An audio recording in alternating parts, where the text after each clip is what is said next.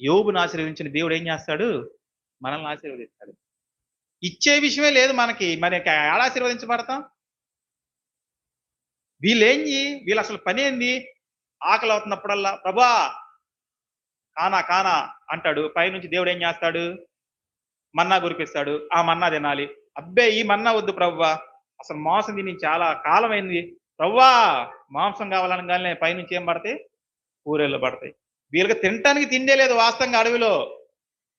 ఆ తిండి కూడా ఎవరిస్తున్నారు ప్రతిరోజు?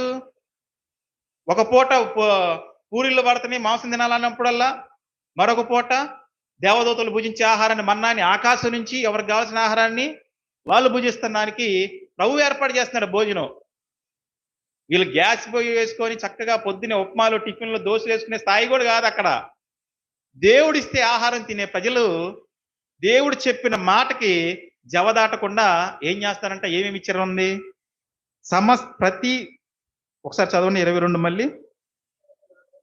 సమస్త విధమైన బంగారు వస్తువులను తెచ్చిరి. వాళ్ళ దగ్గర అయ్యే ఉంది.